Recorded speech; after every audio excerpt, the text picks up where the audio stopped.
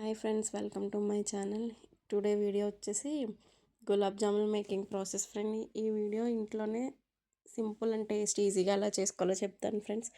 First అయితే మనం గులాబ్ జామున్ పిండి ఉంటుంది కదా ఫ్రెండ్, రిలయన్స్లో స్మార్ట్లో గట్ట ఉంటాయి ఫ్రెండ్స్. అవి తీసుకొని మిక్స్ చేసుకోవాలి ఫ్రెండ్స్. ఆ వీడియో క్లిప్పింగ్ అయితే మిస్ అయింది.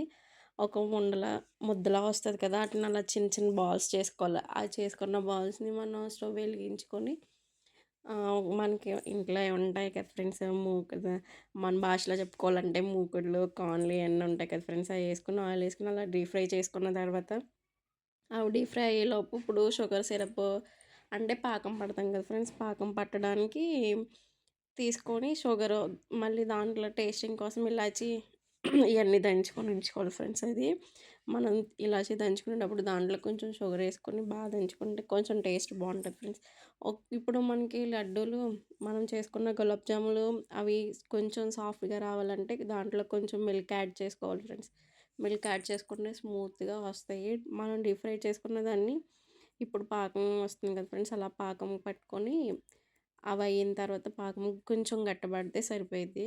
ఇప్పుడు మనం డీప్ ఫ్రై చేసుకున్న ఎన్నో ఒక పక్కకు తీసుకొని ఆ లైట్ బాగా డార్క్గా బ్లాక్ కాకుండా కొంచెం లైట్ కలర్లో ముదురు రంగు అంటారు కదా, ఆ రంగులో వస్తే బాగుంటాయి ఫ్రెండ్స్, చూడడానికి కూడా తినడానికి.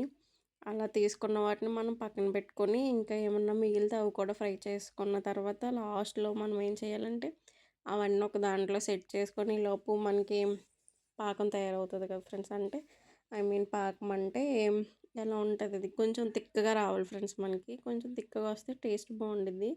ఆ తిక్కగా వచ్చిన పాకం రెడీ అయినట్టు. ఈ రెడీ అయినట్టు ఇంతలో డీప్ ఫ్రై అవుతున్నాయి కదా ఫ్రెండ్స్. పక్కన మా మమ్మీ డీప్ ఫ్రై చేస్తున్నారు. ఆ డీప్ ఫ్రై చేసింది కూడా అవన్నీ కూడా మిగతా అన్నీ పక్కకు తీసుకుని, ఈలోపు పాకం కూడా రెడీ అయిపోయింది కదా. ఇవన్నీ కలిసి కొంచెం పాకాన్ని గట్టితో మనం తిప్పుకుంటాం.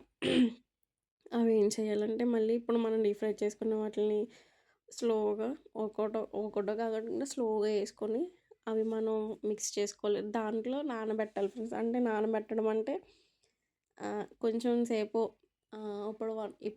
ఇప్పుడు చేసామనుకోండి, ఒక 1 అవర్ 2 అవర్స్ అలా ఉంచితే ఈజీగా సింపుల్గా టేస్టీ గులాబ్ జామున్స్ అన్నీ రెడీ